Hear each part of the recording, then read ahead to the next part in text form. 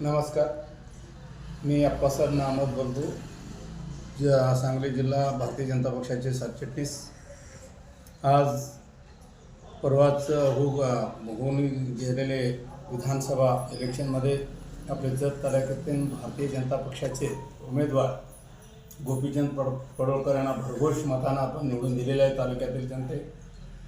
आणि आज आपल्या महाराष्ट्राची निर्मिती झाली विधानसभा तेव्हापासून 1951 पासून 2024पर्यंत कुठल्याही आमदार आपल्या तालुक्यातील कुठल्या पक्षाचेही मंत्रिपद आपले दिलेले नाही. अनेक मंत्री मुख्यमंत्री होऊन गेले, कुठल्याही सरकारमध्ये आपल्या तालुक्यात मंत्रिपदाचे प्रतिनिधित्व दिलेले नाही.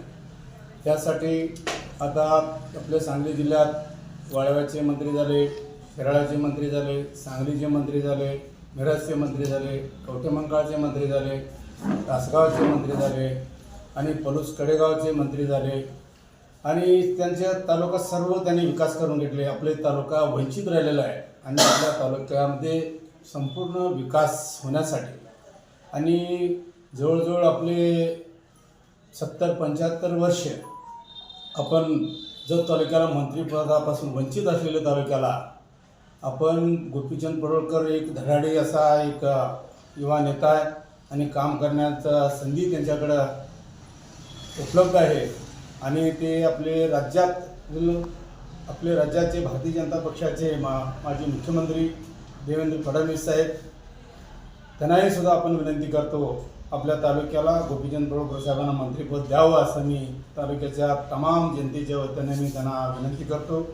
तसेच आपले देशाचे भारतीय जनता पक्षाचे अध्यक्ष जे.पी. नड्डा साहेब, भारतीय जनता पक्षाचे गृहमंत्री, देशाचे नेते अमित शहाजी भाई आणि तसेच आपले भारताचे प्रधानमंत्री नरेंद्र मोदी साहेबांना सुद्धा माझा विनंती आहे.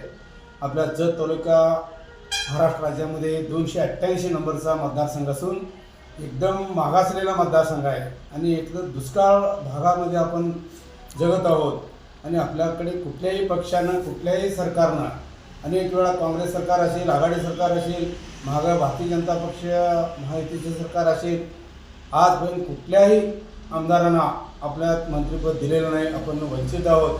तेवढ्यासाठी सगळ्यांना माझा नमस्कार, माझा विनंती आहे आपल्या जत तालुक्यातील गोपीचंद पडळकर साहेबांना एक असा चांगला व्यक्तिमत्व माणूस आहे आणि त्यांना तुम्ही एक चांगल्या उच्च पदाचे मंत्रिपद द्यावं आणि तालुका विकास होईल असं तालुक्यातील तमाम जनतेचं आशा आहे, म्हणणे आहे. आणि तेवढ्यासाठी आपण आपल्या तालुक्याला न्याय द्यावा असं मी सर्व भारतीय जनता पक्षाच्या नेत्यांना माझा नम्रतेचं विनंती आहे. नमस्कार. Press the bell icon on the YouTube and never miss another update.